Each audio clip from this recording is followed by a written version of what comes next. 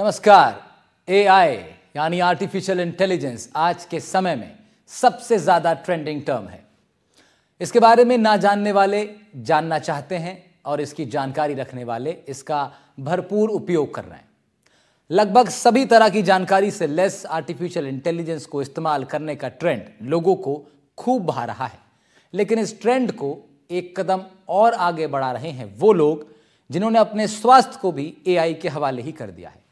सर्दी बुखार या कोई अन्य बीमारी होने पर वो अपनी तस्वीर दिखाकर एआई से दवा पूछ रहे हैं। ये ट्रेंड घातक है क्योंकि एआई अनुमानित जानकारी देता है। इससे आपकी जान को बड़ा खतरा भी हो सकता है। क्या एआई पर डॉक्टर से ज्यादा भरोसा करना ठीक है? क्या आने वाले वक्त में एआई की राय डॉक्टर कंसल्टेंसी पर हावी हो जाएगी? या आपके स्वास्थ्य के लिए कितना यह ठीक है, कितना घातक है? चर्चा आज इसी पर करेंगे। एक खास पैनल हमारे साथ होगा, उनका तारुफ आपसे करवा देता हूं। अनूप गुप्ता साहब जुड़ेंगे हमारे साथ, लाइफस्टाइल एक्सपर्ट। और भी कुछ लोग होंगे, मैं आऊंगा उन पर। लेकिन आप देखिए, पहले कुछ तस्वीरें मैं आपको दिखा रही हैं। ये एआई जनरेटेड तस्वीरें हैं। इसके माध्यम से हम आपको यही बताना चाह रहे हैं कि ये जो तस्वीरें ये बयां कर रही हैं किस तरह रोबोट इंसान को डिटेक्ट कर रहा है। लेकिन अभी उस तरह का सिस्टम, उतना पुख्ता सिस्टम तैयार हो नहीं पाया है। दरअसल रोबोट्स भी जब इंसान को अगर चेक करेंगे तो वो उनकी body temperature, pulse rate, heart beat, oxygen meter, इस तरह की चीज़ों से वो कैलकुलेट कर सकते हैं। लेकिन डॉक्टर अन्य गहराइयों में जा सकता है। उसको आपके स्वास्थ्य के बैकग्राउंड की जानकारी है, आपकी बॉडी किस तरीके से काम करेगी, किस तरह की दवाइयों पर कैसा रिएक्ट करेगी, इसकी खासा जानकारी डॉक्टर्स को रहती है अपने अनुभवों से। लेकिन एआई अब क्या आने वाले वक्त में डॉक्टर्स की कंसल्टेंसी को रोल आउट करके खुद एक नए डॉक्टर के तौर पर उभर के सामने आएगा? और अगर ऐसा होता है तो ये कितना ठीक होगा या कितना घातक हो सकता है, ये आज का विषय रहने वाला है। सबसे बड़ा विषय ये भी कि अभी मौजूदा वक्त में जो टेक्नोलॉजी है उस पर इतना भरोसा कर लेना कि आप अपने स्वास्थ्य को एआई के हवाले कर दें बजाय डॉक्टर के पास जाकर के कंसल्ट करने के, ये कितना ठीक है? इस पर भी आज एक बड़ा सवाल हमारा है और उसके जवाब और उस पर राय, अलग अलग राय हो सकती हैं। तमाम बातचीत करेंगे। हमारे साथ एआई एक्सपर्ट होंगे तो साथ साथ डॉक्टर और हेल्थ एक्सपर्ट भी हमारे साथ होंगे। Sudhir Rawal public health expert होंगे हमारे साथ। साथ ही साथ पूजा अलीपुरिया हैं, डॉक्टर हैं आप, स्वागत है मैम आपका भी। साथ ही साथ शुभी दुबे एआई एक्सपर्ट हैं, आप भी हमारे साथ जुड़ रही हैं, बहुत शुक्रिया शुभी। और अनूप गुप्ता लाइफस्टाइल एक्सपर्ट के नाते से हमारे साथ जुड़ रहे हैं। आप चारों लोग का बहुत बहुत स्वागत कर रहा हूँ। सबसे पहले एआई के जो एक्सपर्ट हैं हमारे पैनल पर, उनके पास चलते हैं और शुभी से जानते हैं कि मैंने यही पूछा शुभी कि क्या आने वाले वक्त में एआई इतना हावी हो सकता है कि डॉक्टर की कंसल्टेंसी जो है उसको रोल आउट करके खुद एक नया डॉक्टर बन जाए? ये भविष्य का सवाल। साथ ही साथ जरा ये भी बताइए, वर्तमान परिस्थितियों में ऐसा करना कितना ठीक है लोगों के लिए? जी, सबसे पहले तो मैं कहूंगी आगे आने वाला वक्त क्या, ये तो अभी ही ऐसे हालात दिख रहे हैं कि एक तरह से एआई ने फुल फ्लेजेड कंसल्टेंसी शुरू कर दी है। क्योंकि कुछ बीते सालों में एआई जिस हिसाब से आगे बढ़ गया है। ये सब बात करने से पहले मैं सबसे पहले कहना चाहूंगी कि जिस तरह से हर सिक्के के दो पहलू होते हैं, इसी तरह एआई के भी दो पहलू हैं। एक पहलू है अवसरों का और एक है खतरों का। इसे हम कहते हैं अपॉर्चुनिटीज और थ्रेट्स। नो डाउट एआई बहुत अपॉर्चुनिटीज लेकर आ रहा है, लेकिन उसके साथ में थ्रेट्स भी हैं और हमें बहुत ज्यादा ध्यान देने की जरूरत है थ्रेट से बचने के लिए। और हम इसे कहते हैं एआई रेडीनेस। अभी आपने मेडिकल की बात की, तो थ्रेट से बचने के लिए इंसान क्या करे, वो कौन सी ऐसी स्किल्स होना चाहिए इंसान के अंदर और कि आप समझ पाए बेहतर तरीके से, उसे हम बोलेंगे एआई रेडीनेस स्किल्स। और अगर कोई इस तरह से इलाज करवा रहा है खुद का और एक तरह से मेडिकल में कंसल्टेंसी शुरू हो गई है, तो मैं कहूंगी हर इंसान को एआई रेडीनेस स्किल्स आना बहुत जरूरी है कि एआई के लिए अपने आप को पहले से तैयार कैसे रखें, जिससे आप ये समझ पाएं कि आप खतरों से कैसे बच रहे हैं और संभावनाओं को कैसे पकड़ रहे हैं। और इस थ्रेड्स में बहुत सारी स्किल्स जो है वो इंसान के लिए बहुत जरूरी है।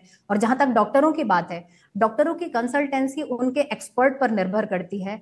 और ये बात जानना बहुत जरूरी है कि एआई गलतियां करता है।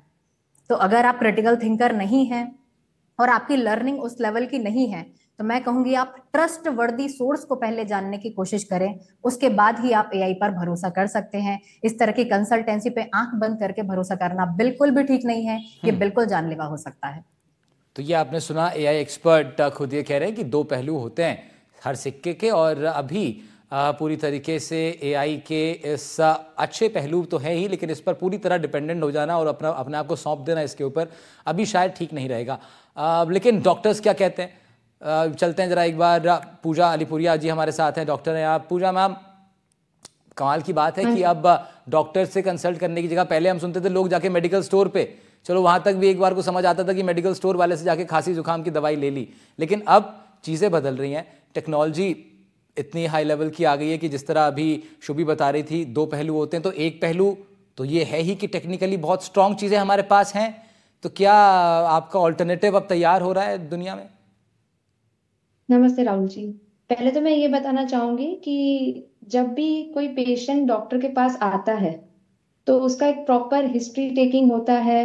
उससे डॉक्टर पहले उनके सिम्टम्स सुनते हैं, उसके बाद उसका एग्जामिनेशन होता है, क्लिनिकल एग्जामिनेशन, जिसमें हेड टू टो एग्जामिनेशन होता है। देन फिर उनकी पास्ट हिस्ट्री पूछते हैं, फैमिली हिस्ट्री पूछते हैं कि कुछ रिलेवेंट है कि नहीं, ड्रग एलर्जीज या ड्रग इंटरेक्शन की कोई हिस्ट्री है वो सब पूछा जाता है। फिर सिस्टमिक एग्जामिनेशन होता है जिसमें स्टेथोस्कोप से हम उनके हार्ट साउंड्स, लंग साउंड्स, ये सारी चीजें हम देखते हैं।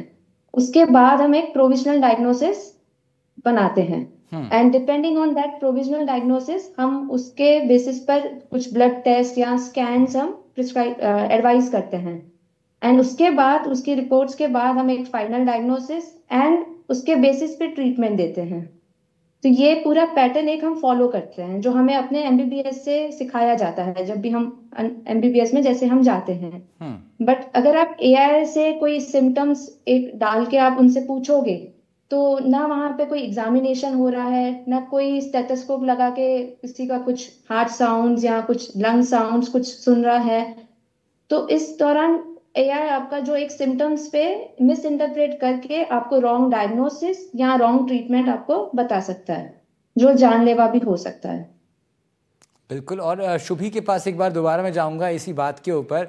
शुभी, एक और बात है कि डॉक्टर से जब परामर्श करते हैं पेशेंट जाकर के, तो अगर कुछ गड़बड़ होती है, कोई दिक्कत होती है, कोई साइड इफेक्ट होता है, तो जाकर के हम डॉक्टर के पास जा सकते हैं, डॉक्टर आंसरेबल हैं उस चीज़ के लिए कि भाई क्यों ये दवाई आपने लिखी जिसका ऐसा साइड इफेक्ट हुआ।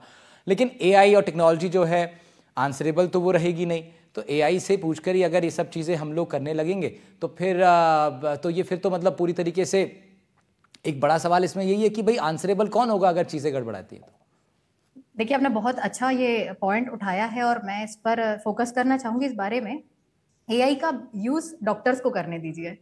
डॉक्टर्स अगर अपने क्लिनिकल लेवल पर यूज कर रहे हैं एआई का, तो वो उनके लिए बहुत अच्छा असिस्टेंट्स बन सकते हैं। बहुत सही, बहुत सही कहा। आज के समय में जरूरी है कि आपने पूरी पढ़ाई के साथ में अगर उसको अच्छे से, आपका सब्जेक्ट एक्सपर्ट है, तो एक डॉक्टर समझ सकता है कि एआई ये जो कह रहा है वो सही कह रहा है क्या, ये भी ऑप्शन हो सकता है, और एक पेशेंट को बहुत अच्छा डायग्नोसिस मिल सकता है अगर ये काम डॉक्टर कर रहे हैं।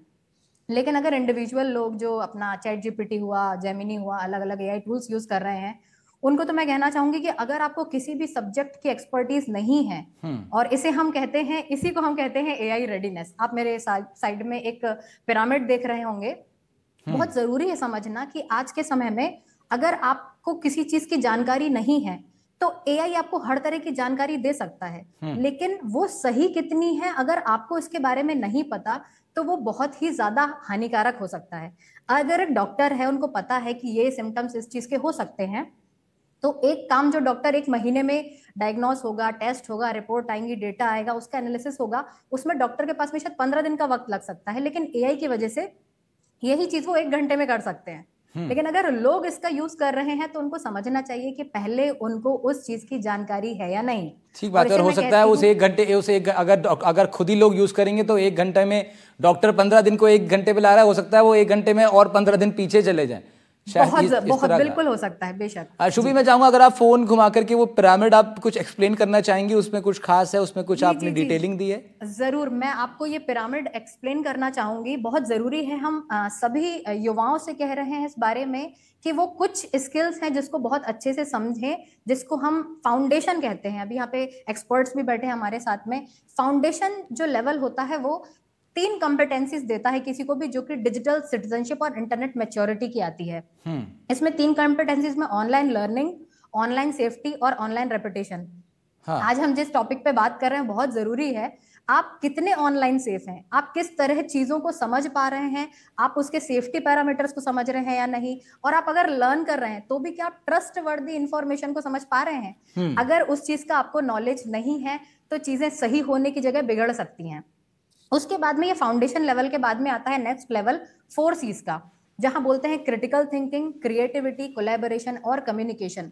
अगर आपने थोड़ी बहुत इसकी मदद ली भी है तो आप ज्यादा से ज्यादा कम्युनिकेट कीजिए। और ये 4 C's आपको एक तरह से बेहतर ह्यूमन बनाती है, जहां पर आप समझ सके कि जो भी इंफॉर्मेशन या जो भी काम आप एआई से करवा रहे हैं क्या वो सही है या नहीं। और मुझे लगता है इतनी तैयारी कर लेने के बाद में वो स्टेप आता है या वो स्टेज आती है जब आप किसी भी एआई टूल के पास जाएं। मैं तो बोलूंगी पहले आप ऑनलाइन लर्निंग कीजिए, पहले आप अपने आप को सेफ बना लीजिए कि जिस दिशा में, जिस डायरेक्शन में आप बढ़ रहे हैं, फिर आप थोड़ी सी उसमें अपनी क्रिटिकल थिंकिंग डेवलप कीजिए, क्रिटिक्स कीजिए कि क्या ये सही है या नहीं। और उसके बाद में फिर आपको एआई टूल्स का यूज करना चाहिए, लेकिन फिर एक्सपर्ट की तरफ भी आना चाहिए, और यही है एआई रेडीनेस स्किल। ठीक बात है, ठीक।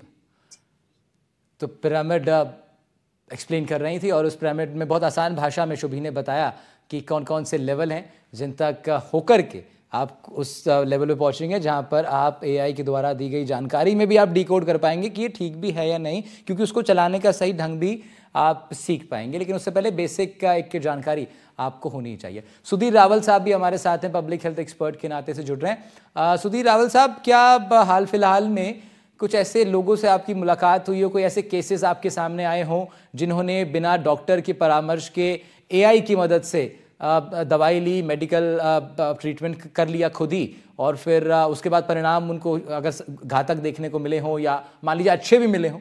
कोई ऐसा कोई भी केस जिसमें एआई की मदद ली गई हो? राहुल, अभी एआई की मदद से तो मेरे पास कोई पेशेंट ऐसा नहीं आया जिसने ये कहा हो, बट पहले गूगल डॉक्टर बड़ा पॉपुलर था। अभी भी काफी लोग गूगल पे अपने सिम्टम डाल के आप पूछते हैं क्या करना है क्या नहीं करना है, वो बहुत खतरनाक होता है।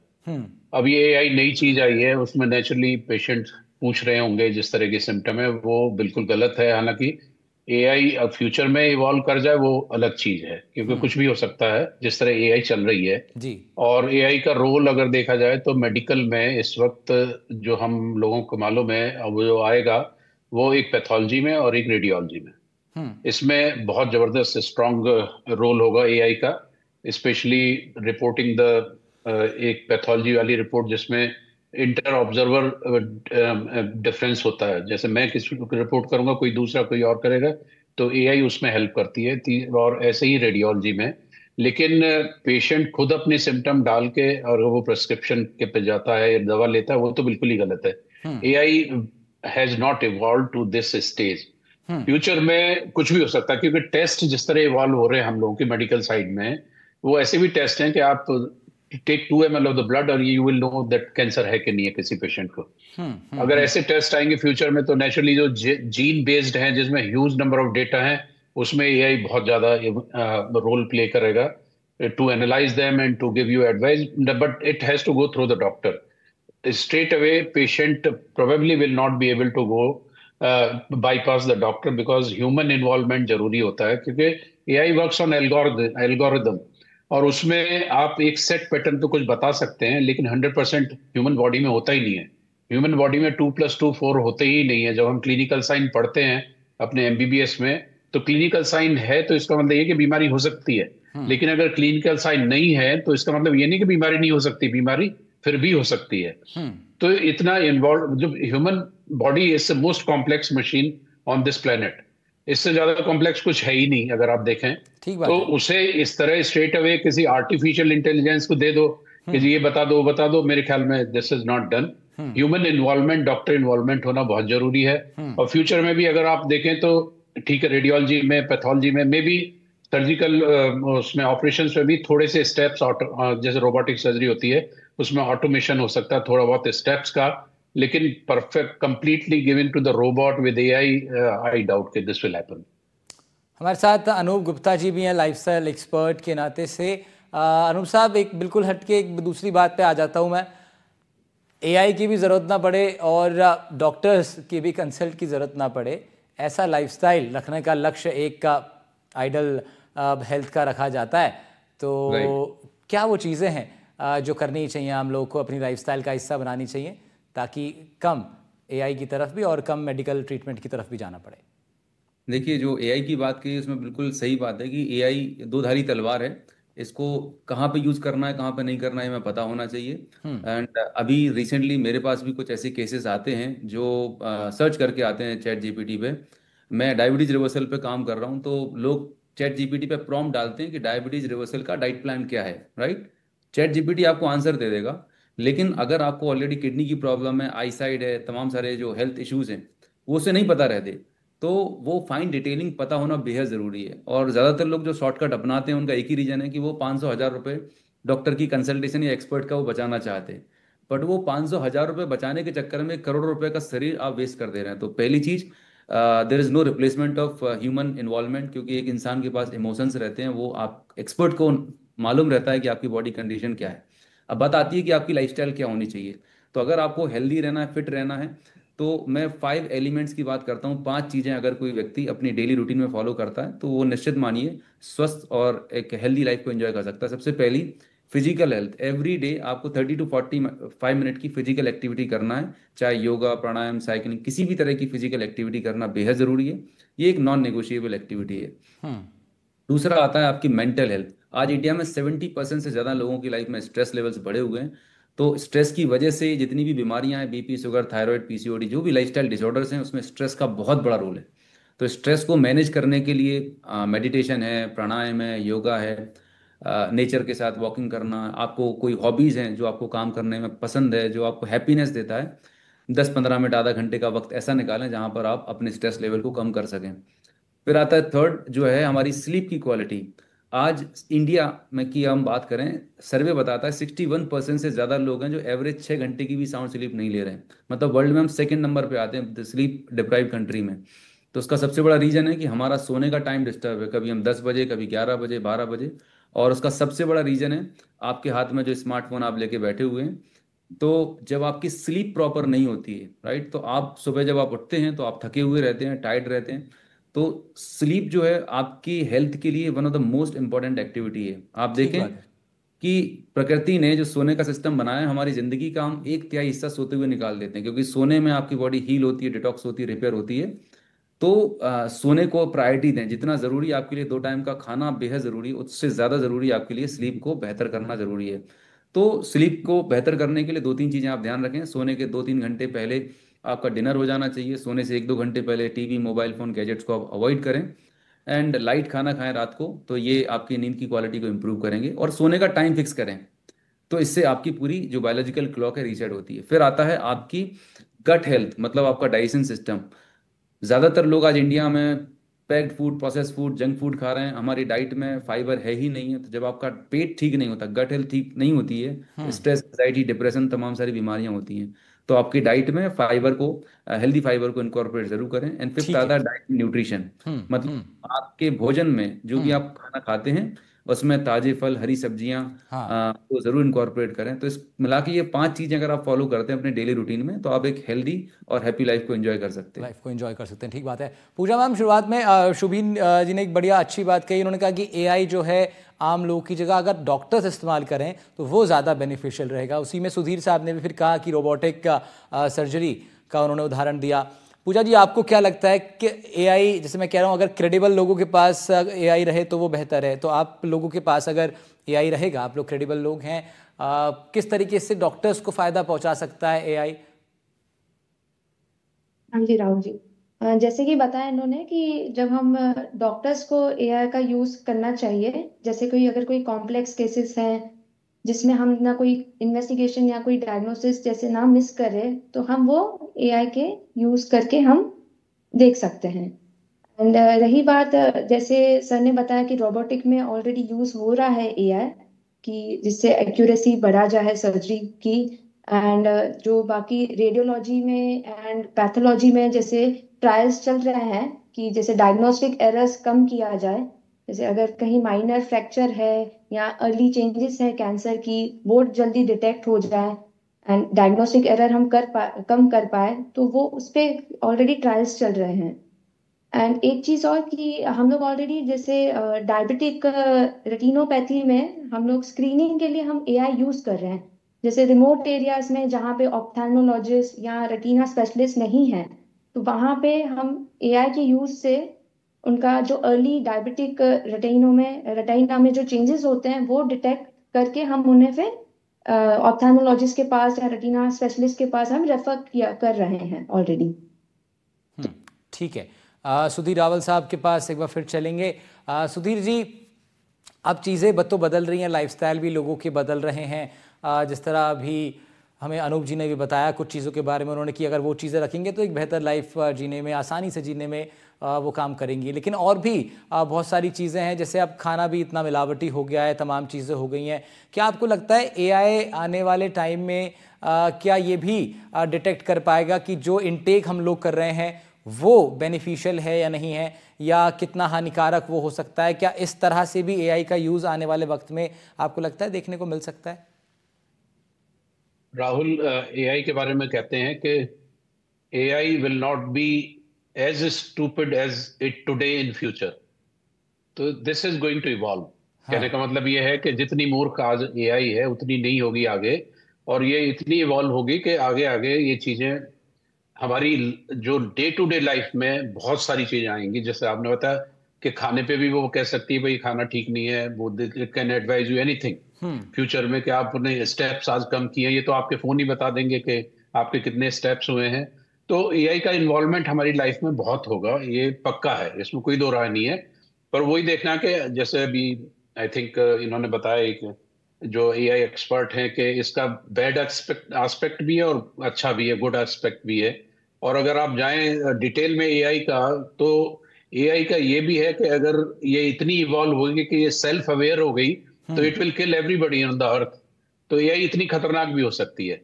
लेकिन साथ साथ सुधीर साहब, एक डॉक्टर के साथ साथ एक नागरिक होने के नाते से भी अपने अनुभव से आपको क्या लगता है कि टेक्नोलॉजी के ऊपर निर्भर हो जाना, चाहे वो अभी से हम लोग हो रहे हैं या आने वाले वक्त में और ज़्यादा हो जाएंगे अगर, तो वो उस पर क्या राय है आपकी? नहीं, देखो, टेक्नोलॉजी तो इवोल्यूशन तो मस्ट है, वो होगा ही, बिकॉज ह्यूमन ब्रेन है। ये तो ह्यूमन ब्रेन की वजह से होती है सारी चीजें। अगर आज इस अर्थ पे हवाई जहाज हैं, कारें, it is because of human brain. ठीक बात है। ह्यूमन ब्रेन वो करेगा तो होंगी ये चीज आएंगी। अब ये तो आपको देखना है कि उसे किस एक्सटेंट तक आप अपनी लाइफ में या आप अपने इस होल वर्ल्ड में कैसे उसे यूज करें, जिससे कि आपको बेनिफिट हो, नुकसान ना हो। जैसे अभी अगर आप उसे यूज करने लगे अपने डायग्नोसिस के लिए, अपने ट्रीटमेंट के लिए, तो वो गलत है। You have to go to the doctor, you have to take his advice, because human involvement, expert के एडवाइस जो है वो ज्यादा इंपॉर्टेंट होती है। कि उसमें एआई में भी एल्गोरिथम है, वो स्ट्रेट अवे बता देगा आपको ये करो। उसका मतलब ये नहीं कि ये 100% करेक्ट है फ्यूचर में, but it is going to evolve like anything, it will evolve. अब आप देखिए, अगर मैं जैसे टेक्नोलॉजी के बारे में देखें, तो अगर आप इतनी तेज नहीं भाग सकते जितना आप कार में बैठ के चले जाते हैं, सही बात आप उड़ नहीं सकते, आप हवाई जहाज में चले जाते हैं, सेम वे एआई आपको इतना तेज एनालिसिस करती है जो ह्यूमन ब्रेन नहीं कर सकता। अब वही तो सर, अब आप देखिए ना, किसी को फोन, अभी मैं खुद अपना ही उदाहरण बताता हूँ, मैं एक फोन देख रहा था कौन सा फोन लिया जाए, तो मैं नोटिस किया कि पहले अलग अलग वेबसाइट्स पे जाना पड़ता था, या वो वेबसाइट खोगा ढूंढनी पड़ती थी जो कंपेयर करती थी 3-4 अलग अलग ब्रांड्स को। अब केवल आपने गूगल पे डाला और एआई सबसे पहला ही टैब वो आएगा जिसमें एआई अपने आप आपको बता देगा कि इस फ़ोन की ये खासियत है, उसका रिव्यू ये आ चुका है, उसकी स्पेसिफिकेशंस ये हैं। कहीं नहीं जाना, सिर्फ आपको टाइप करके और एंटर करना है, एवरीथिंग आपकी स्क्रीन के ऊपर होगी। तो ये बिल्कुल ठीक बात है। मेरे पास 1 मिनट है अगला इस चर्चा में। शुभी के पास जाना चाहूँगा। शुभी, मैं आपसे चाहूँगा कि इस चर्चा को आप वाइंड अप करें और एआई के तमाम फ़ायदे और अनुमानित जो नुकसान हैं उन पर आप थोड़ा रोशनी डालते हुए इस चर्चा को समाप्त करें।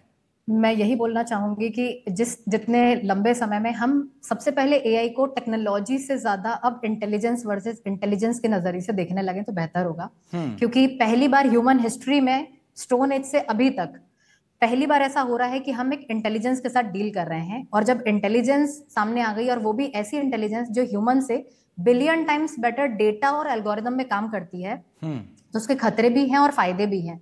अब उसके लिए जरूरी है कि हर बच्चे को अभी से, चाहे वो टीनेजर हो, यूथ हो या कोई भी प्रोफेशनल हो, उन्हें एआई रेडी बनाना बहुत जरूरी है। उनकी कुछ ऐसी हुनर होने चाहिए, कुछ स्किल्स होने चाहिए जो वो थ्रेट्स और अपॉर्चुनिटीज दोनों को समझ सके कि कहाँ पर हमारे खतरे हैं और कहाँ पर संभावनाएं हैं। मैं चाहूंगी कि बच्चों को अभी से स्कूल्स में एआई रेडीनेस स्किल्स सिखाई जानी चाहिए, कॉलेज में बच्चों को एआई रेडीनेस स्किल्स सिखाई जानी चाहिए, जिससे वो आगे आने वाले समय में एआई एरा के लिए पूरी तरह तैयार रहें। ठीक है, बहुत शुक्रिया शुभी आपका, अनूप जी आपका भी शुक्रिया, पूजा जी शुक्रिया आपका, सुधीर सर बहुत बहुत शुक्रिया इस चर्चा में अपने एक्सपर्ट कमेंट्स रखने के लिए। तो एआई के तमाम प्रभावों के ऊपर हम लोग चर्चा कर रहे थे। इस तरह के तमाम महत्वपूर्ण विषयों पर बात करते हैं हम लोग हर रोज़ एनडीटीवी राजस्थान पर। फिलहाल के लिए इतना ही, खबरों का सिलसिला जारी रहेगा। नमस्कार।